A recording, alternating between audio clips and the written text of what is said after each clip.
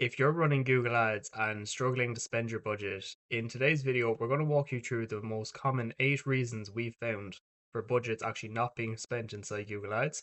And if you fix these issues, then you're far more likely to actually spend your budget because usually there's no issues with Google ever wanting to spend your budget. Now, the first reason you might not actually be spending your budget would be due to the search volume of the keywords that you're targeting. So let's say when you're actually looking at what keywords to target for your campaign, and let's just say it's a roofing campaign like we are in this case.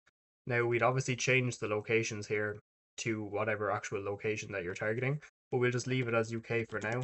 And let's just say you wanted to target roof repair related keywords. And when you're doing your keyword research, then you press get results. And now the key to this with your keywords is that the keywords you choose to target in your target area, you ideally want to choose keywords that have at least 30 or more searches per month. Because if you go down to the very bottom of this list, you'll see a lot of keywords with, for example, 0 or even just 10 monthly searches on average. And usually it's best off not targeting these keywords compared to the keywords that actually have search volume, because you could target a ton of variations of different keywords, but that usually leads to ad groups that are just too cluttered and impossible to have good quality scores for all your keywords. So you're better off for all of the keywords in all of the ad groups that you're targeting to work with the keywords that actually have the highest search volume. So for when you're doing your keyword research for the service that you offer, you can just press average monthly searches and it'll give you your keyword suggestions from those that actually have the highest average monthly searches. And ideally for an ad group, you want to have some keywords that have, ideally more, but those keywords that have at least 30 average monthly searches, you'd be good to go with those. And another point worth mentioning on the topic of keywords as well is that let's just say you're targeting a very small local area and you simply can't afford to target only exact match keywords because the search volume of your keywords is really low.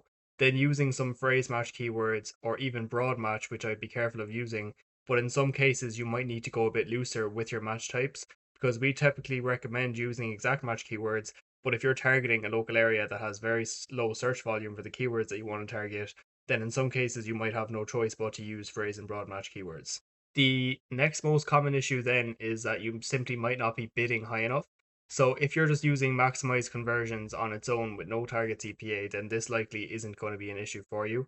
But if you're using maximize conversions with a target CPA like we are using here, what you want to make sure that you don't do is set a target CPA that's a lot lower than what you're currently paying per lead, because Google simply won't know how to get you a lead for that amount if you don't have historical data of doing so, and then simply just won't spend your budget because it's going to struggle to get you a CPA for the amount that you set.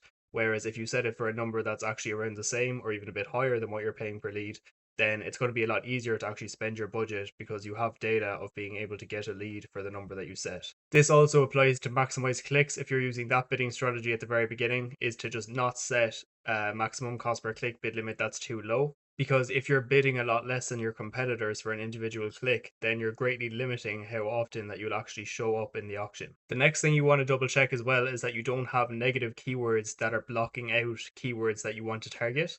Now, if you go through your search terms report regularly and add, for example, a lot of negatives from your search terms report, then usually you might add a lot of these as exact match. And if so, then you don't really need to worry about potentially canceling out keywords that you want to appear for. But if you do notice you're really limiting the amount of traffic that you're getting, it is worth going through your negative keyword list, especially if you have an extensive one, to see if you're blocking yourself out at all, especially if you have a lot of broad match negatives like we do here.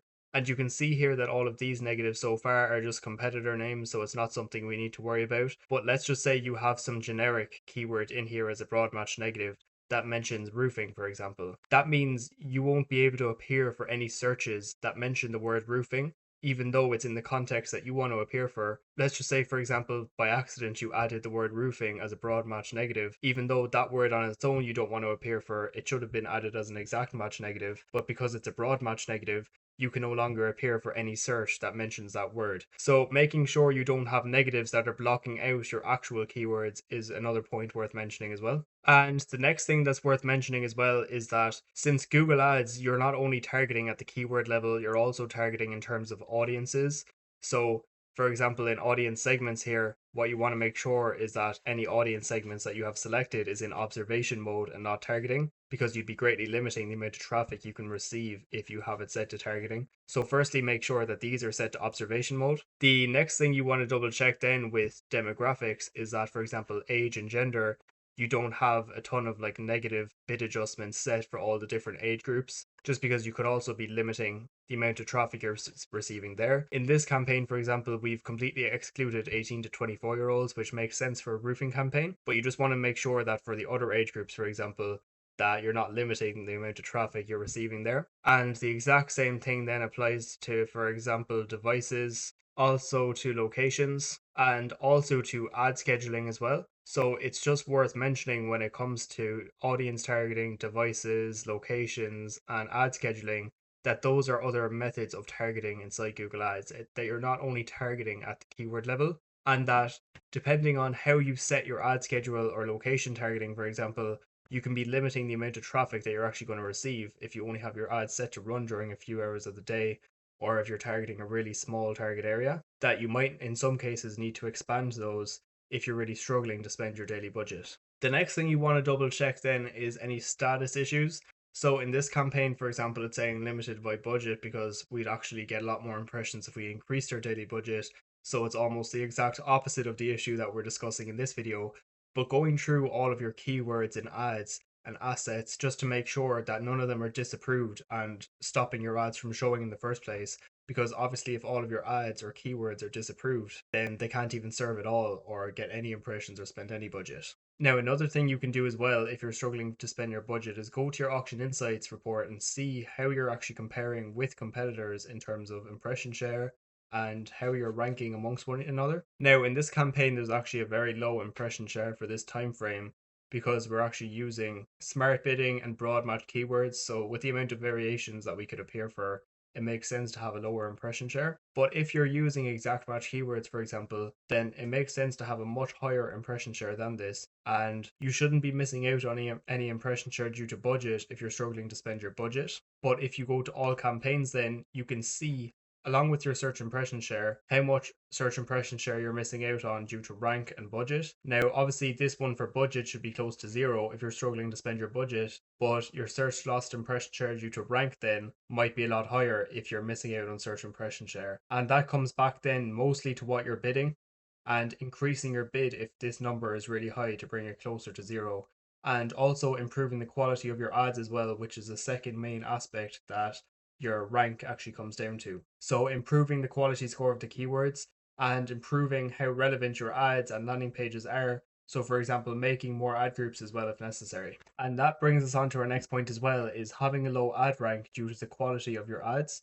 And your quality really comes down to your expected click-through rate, which is how likely Google thinks your ad is to be clicked on. And improving that really comes down to actually improving your actual click-through rate by making your ads more compelling, having more keyword focus in your ads so that they're more relevant, and also adding more assets or extensions to your ad to make them bigger. And the more space you take up on the page, the more likely they are to be clicked on. It also includes ad relevance, so making sure your ads are as relevant as they can possibly be to the keywords of that ad group. So that might involve making more ad groups if necessary, and also making more ad groups as necessary to have a high landing page experience, because you want to have keyword focus on your landing page to make sure Google recognizes it as a highly relevant page that is likely to give their users a good user experience and is really easy to navigate and interact with. Because if Google recognizes that your landing page, people keep leaving the page after less than 20 seconds, then they'll give you a bad landing page experience score because they think that your landing page is giving their users a bad user experience essentially. And the last thing to mention then, but one of the most important aspects of your Google Ads account as a whole, is making sure that you do have the right conversion tracking set up. Because especially if you're trying to actually maximize for conversions, if that's phone calls and form submissions for you, for example, and you're trying to actually maximize for these actions. So you obviously want to ideally define what these actions are inside Google so they actually know what actions to optimize for and spend your budget accordingly as well. And if you are looking for help setting up conversion tracking for form submissions or phone calls, what I'll do is leave the link up to another video that goes through how to set up conversion tracking for all of these conversion actions that we have here. So I hope this video helped and gave you some clarity on what to do inside your Google Ads account if you're struggling to spend your campaign's daily budgets. But if you do have any questions at all about anything we mentioned inside this video or anything else related to Google Ads as a whole, feel free to leave a comment down below. And if you are a service-based business looking for further help refining your own campaigns, feel free to have a look at the link in the description. And if you do like this Google Ads related content as well, feel free to leave a like and subscribe to the channel, as we'll be posting all things related to Google Ads here daily. And hopefully we'll see you inside the next video.